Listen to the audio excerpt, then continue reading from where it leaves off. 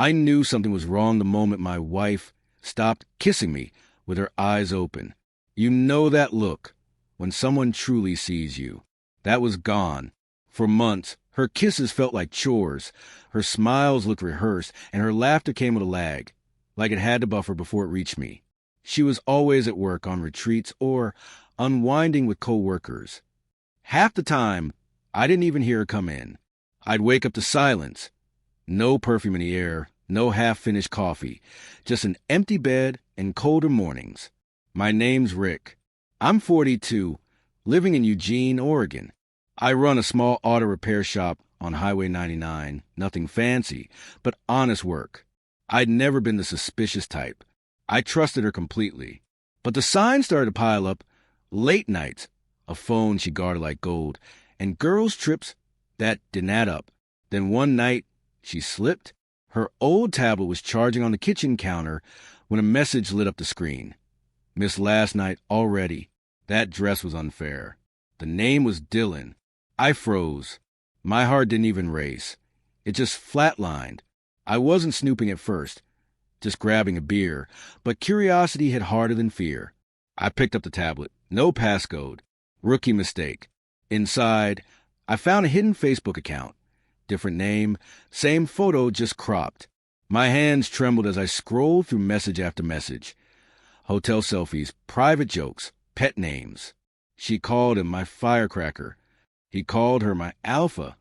It felt like watching a slow-motion crash I couldn't look away from. When she came home that night, I didn't waste a second. You seeing someone? I asked. She blinked once, then smiled. That smug, cold smile. You're boring now, Rick. I need more. No guilt, no apology, just the words of someone who'd already checked out. I laughed bitterly. So that's it. She shrugged. I was planning to divorce you anyway. Her suitcase was already packed. It was like she'd been waiting for me to find out. I'm staying with Dylan until it's finalized, she said, tossing her makeup bag into the side pocket. That easy for you? I asked. She finally looked at me, arms crossed. He's everything you're not. Successful, passionate, good-looking. That one stung more than I wanted to admit. I kept this house running. Paid her parents' medical bills while she found herself. You're just a mechanic, she said flatly. Wow, I muttered. I've outgrown you. Then she set a black file on the kitchen table. Remember this? The prenup. She smiled. You signed it when I was broke. We'll see who walks away with what. When she left, I opened it. Pages of legal jargon. But one clause stood out. Clause 14, paragraph 3. If either party engages in an extramarital relationship while legally married, the non-offending spouse is entitled to 50% ownership of any business assets gained during the marriage. I read it twice, then laughed until I had tears in my eyes. She'd put that clause in to protect herself, never imagining she'd be the one breaking it. I packed my things and moved into my brother's old place across town. Small, dusty, but peaceful. The next morning, I texted her. Took my boring face and left your fancy house. Enjoy. Didn't take long for her reply. Already got a lawyer. Lance Mayers. Look him up. You're screwed. I did. Slick suit, empty smile. Charged a fortune just to breathe. So I booked a fake consultation under another name, Alan Cross. We met at a diner. He walked in, glued to his phone. You're Alan Cross? He asked. Nope, I said. Rick. The color drained from his face. I slid an envelope across the table. Your client forgot to mention she violated a legally binding prenup. Inside, the prenup copy, highlighted clause, screenshots, receipts. All time-stamped. He read in silence. You've had this verified? I fix engines, not photos. It's all real. He sighed, shut the folder. This changes things. Sure it does, I said. If I were you, I'd drop her before she drags you down, too. I left him sitting there with that folder like it was ticking. Days later, she called. Furious. What the hell did you say to Lance? He dropped me. Good morning to you, too. I said, don't play dumb, Rick, she snapped. He said, he can't represent me in good faith. What did you do? just told him the truth. You're manipulating the system. No, I said calmly. You wrote the rules. I'm just following them. She went quiet. I pictured her pacing in Dylan's condo. If she was still there. You want to ruin me? She finally asked.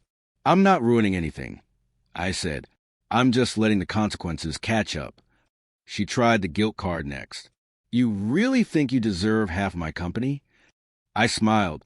You built it during our marriage. I was there paying bills while you climbed the ladder. You made the contract. I'm just cashing it in. She hung up.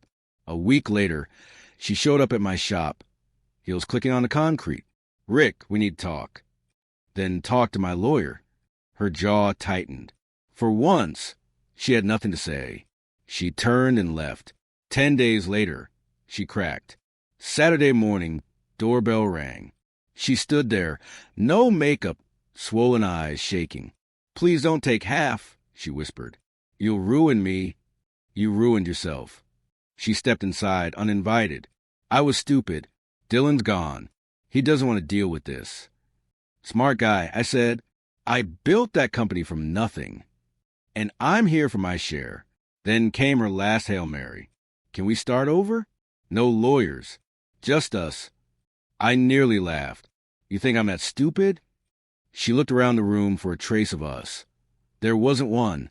I miss you, she whispered. No, I said. You missed a version of me that tolerated you. I opened the door. Goodbye, Alyssa.